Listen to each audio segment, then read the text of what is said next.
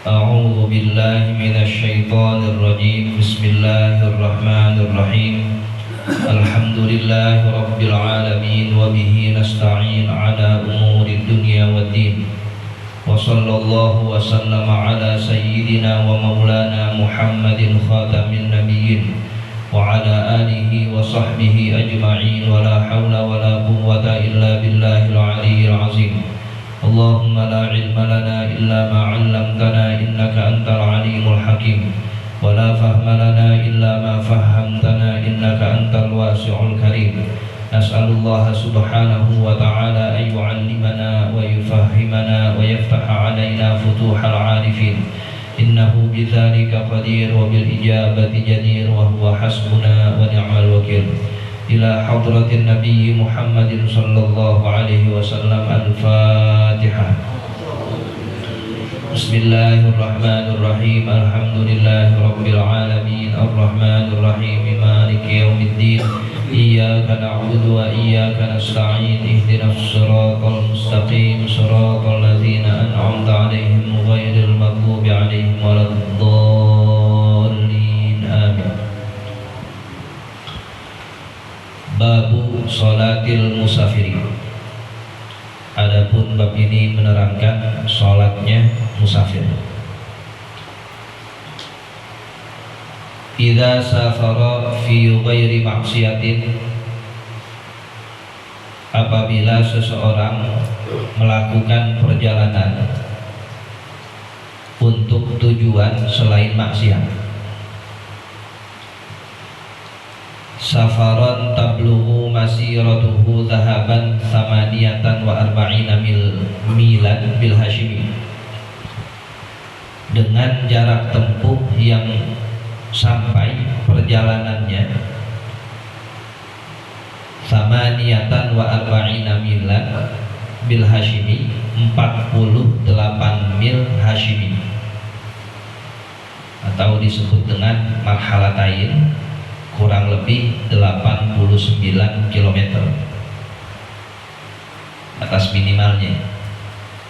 Dia melakukan perjalanan sebagai musafir, jarak tempuh ke tempat yang dituju kurang lebih 89 km. Wa huwa yaumani bila lailatin, sementara perjalanan tersebut 2 hari tanpa malamnya, atau pendapat lain hanya 1 hari saja, 1 hari 1 malam. Bisayril asqali, dengan menggunakan kendaraan unta yang membawa beban.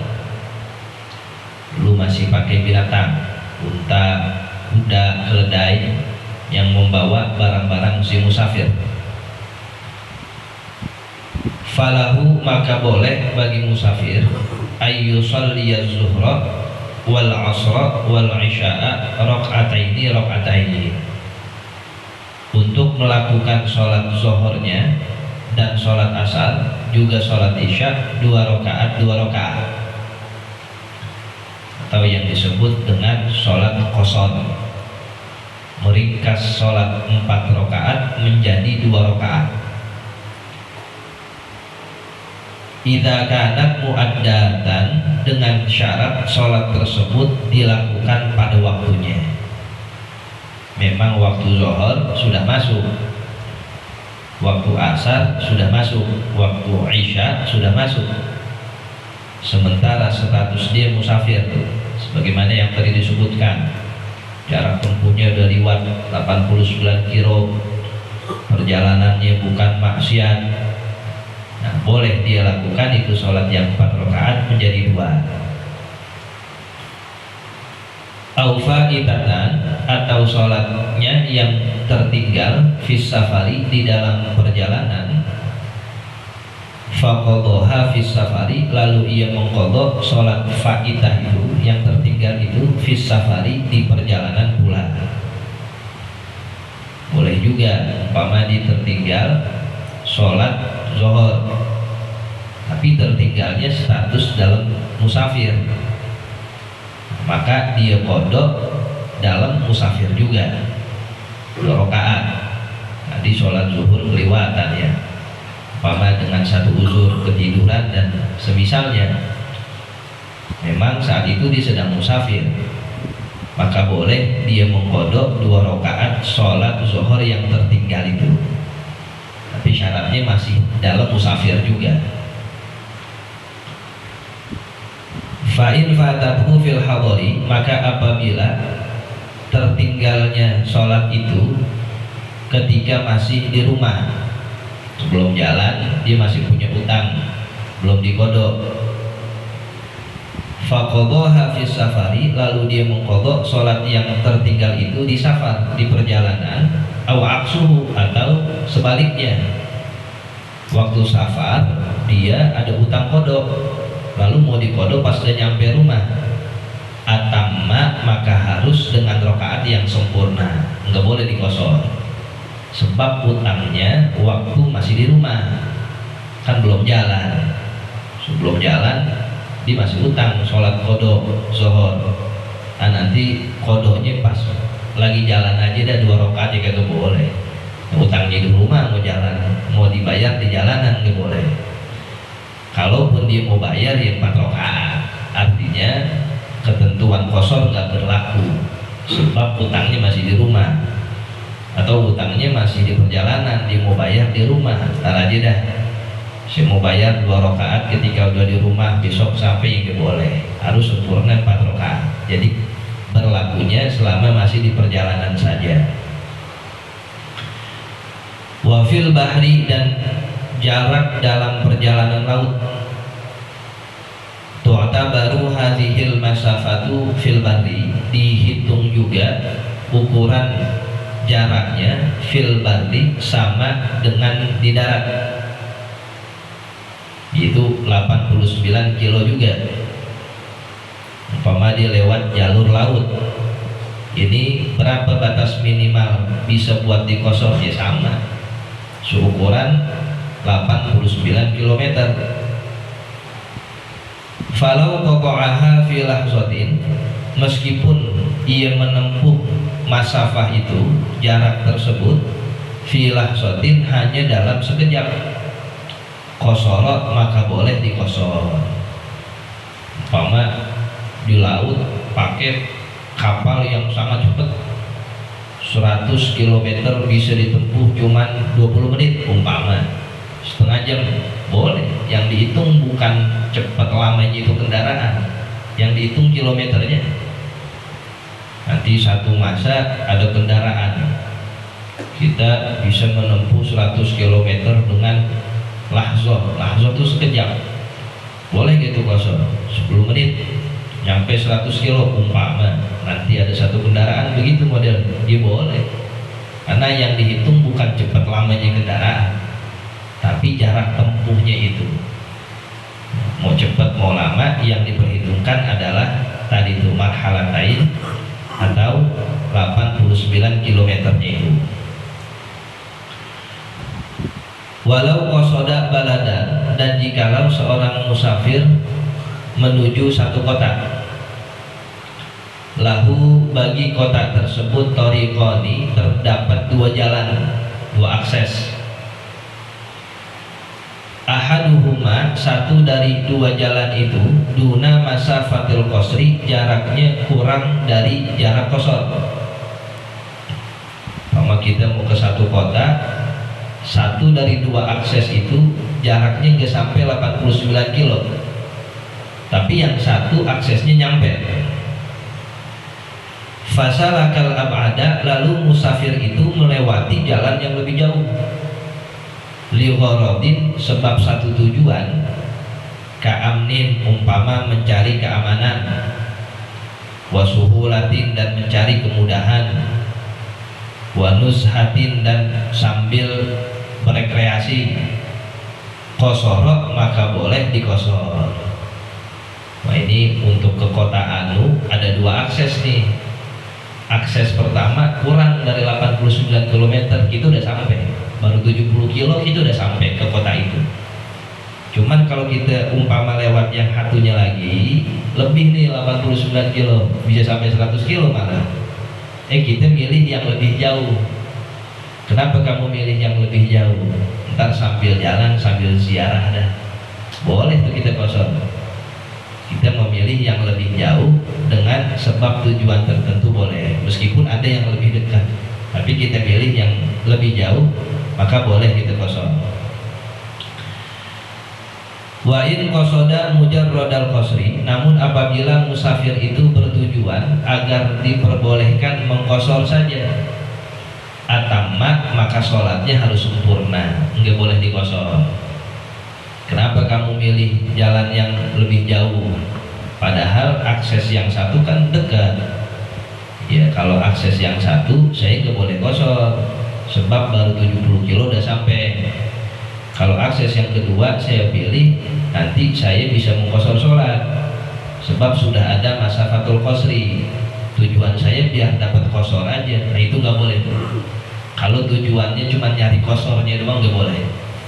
Man kalau tujuan-tujuan yang lain ya, sambil ziarah, sambil berkunjung, sambil ya, nyari sesuatu yang memang ada keperluannya atau aksesnya lebih mudah, ini biar kata jauh, cuma kagak macet enak.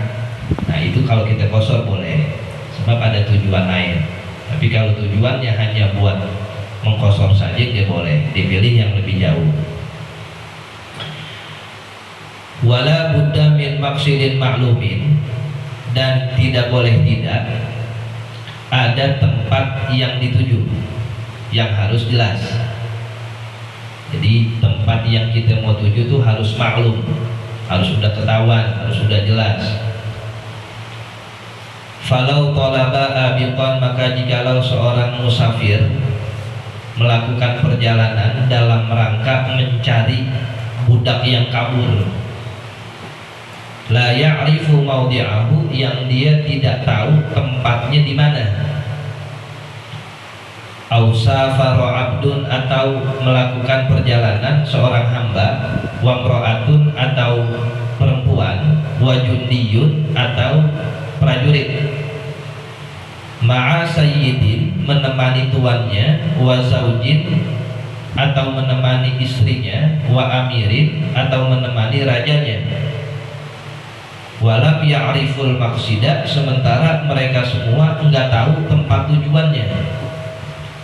Lam yaksuru, maka mereka tidak boleh mengkosor sholat, sebab tempatnya belum ketahuan. Syarat selanjutnya untuk diperbolehkan mengkosor sholat, tempat yang dituju harus sudah ketahuan. Umpama ke kota anu, rumah si fulan, harus sudah tahu. Kalau asal main jalan aja itu nggak boleh. Nanti malam keluar mau kemana? Sono Jawa Barat. Jawa Baratnya mana kan banyak Jawa Barat. Ya asal keluar aja. Terus tengah-tengah kita kosor begitu nggak boleh. Sebab belum ketahuan. Harus sudah tahu dulu. Ya, maka kalau ada orang melakukan perjalanan untuk nyari budak yang kabur, emang budaknya di mana? Ya saya nggak tahu, saya mau cari aja nih, asal jalan aja. Tengah-tengah dikosor nggak boleh. Atau ada orang hamba sahaya nemenin tuannya, kata tuannya ikut saya yuk kemana, ya jalan aja dah. Tuannya sih tahu, budaknya nggak tahu, terus budaknya ikut-ikutan kosor gitu, nggak boleh.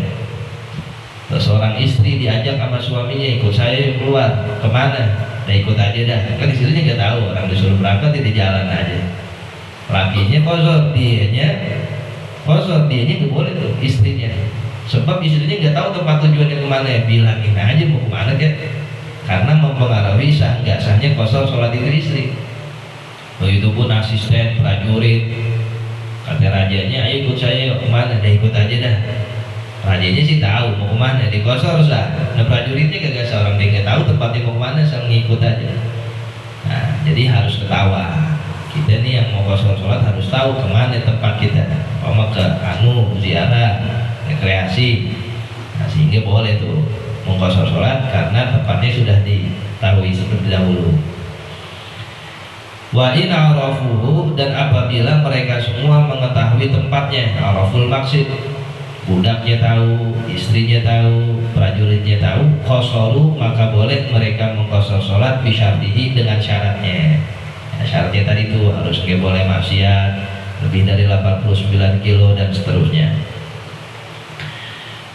Wal 'asi bisafarihi, dan adapun orang yang bermaksiat dengan perjalanannya, ka'abikin wa nasyizatin, seperti budak yang kabur dan istri yang durhaka, yutimmu, maka sholatnya harus sempurna.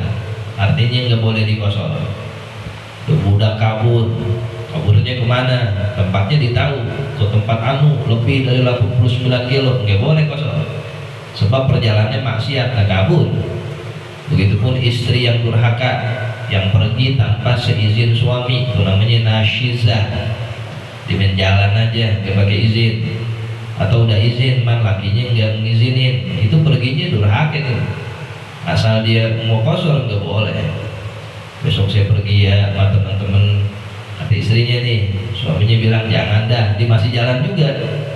Meskipun dah lewat dari 80-90 km, itu setiap jalannya maksiat semua tuh.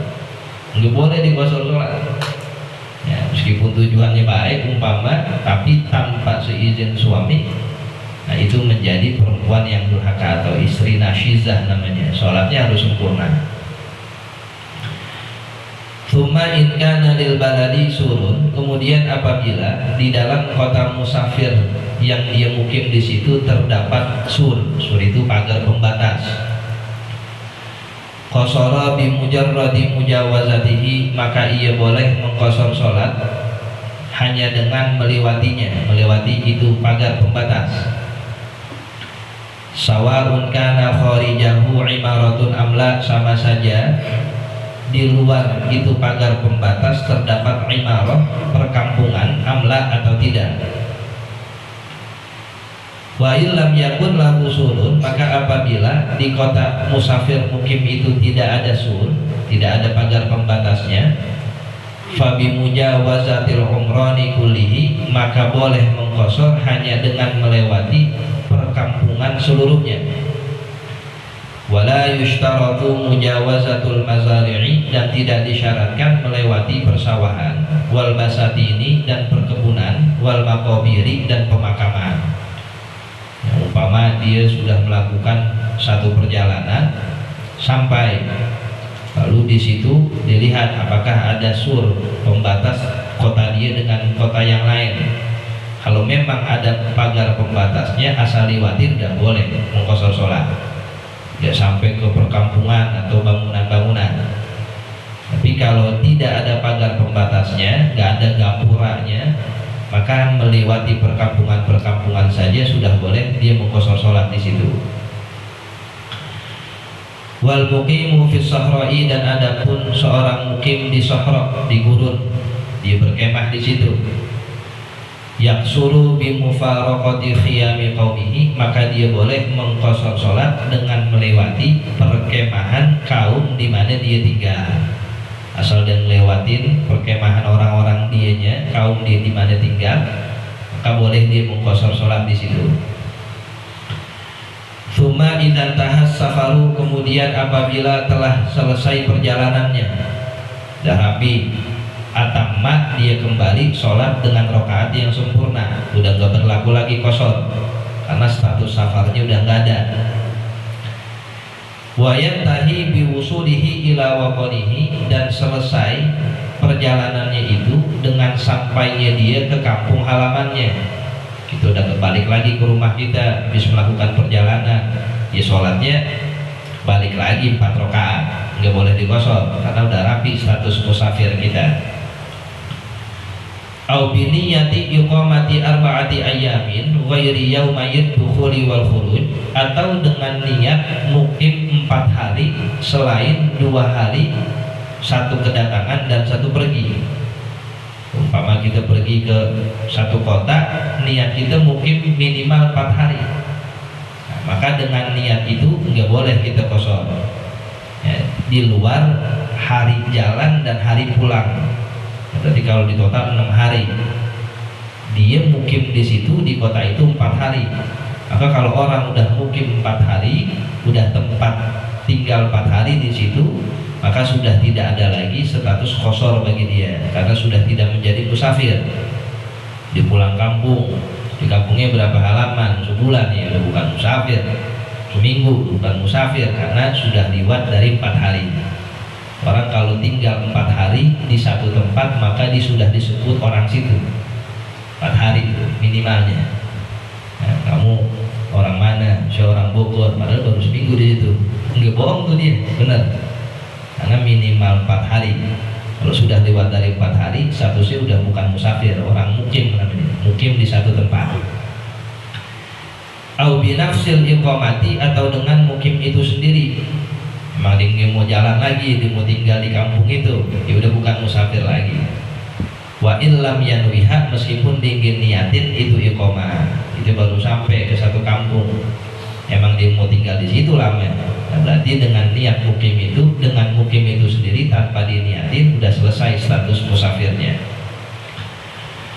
Famata aqama arba'ata ayyamin, maka kapan saja dia mukim 4 hari, ghayra yauma yadkhuli wal khuruji, selain 2 hari datang dan pergi, maksudnya kedatangan dan pulang.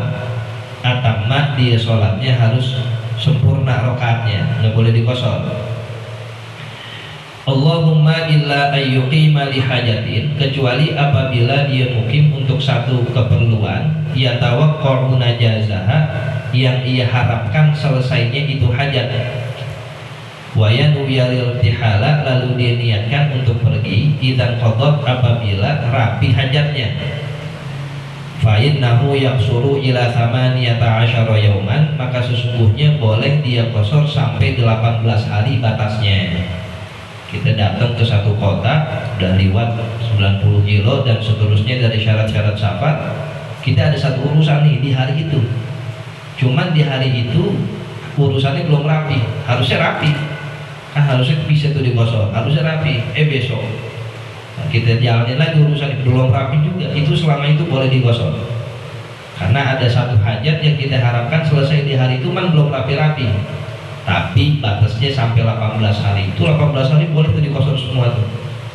Karena niat dia emang dari awalnya hari pertama kelar urusannya, cuma gak kelar-kelar. Susah benernya ini urusan nih. Hari pertama datang, kita pertama datang boleh tuh kosor. Lalu yang kedua kita harapkan itu hari boleh rapi urusannya, kagak juga, maka boleh kosor terus. Ya, yang kita harapkan hari itu selesai, ternyata belum rapi, maka boleh sampai 18 hari kita mengkosor sholat. Tapi kalau diniatin Anda mau 18 hari di sini, nggak boleh. Udah lewat dari 4 hari tadi. Fa in ta'akhkharat anha, maka apabila hajatnya memerlukan waktu lebih dari itu, lebih dari 18 hari, atamma, dia sholatnya harus sempurna. Wasawa'un al-jihadu wa ghairuhu, sama saja keperluan itu untuk jihad atau selainnya. Walau wasala maksidahu, dan jikalau dia telah sampai ke tempat tujuannya, musafir dah sampai ke tempat tujuan. Fa inna wal iqamata al mu'athirata, apabila dia niat untuk mukim yang dapat memberikan dampak, atamma, dia harus sempurnakan sholatnya, nggak boleh kosor.